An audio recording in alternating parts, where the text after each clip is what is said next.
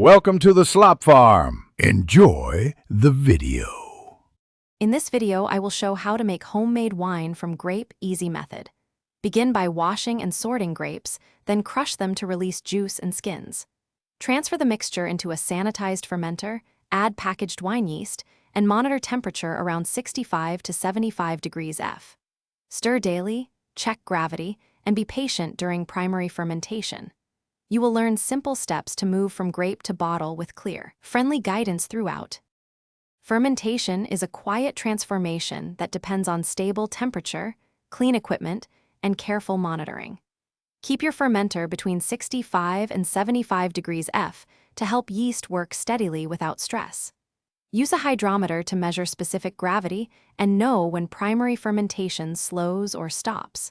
When most fermentation is complete, gently rack the wine off gross lees into a clean carboy to improve clarity and reduce off flavors for better aging.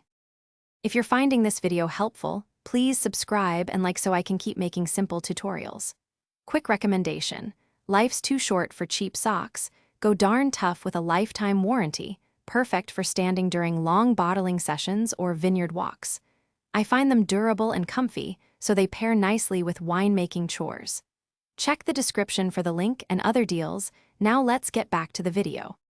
Once fermentation finishes, clarity and stability matter for drinkable wine, so be patient and let solids settle naturally or use fining agents if desired.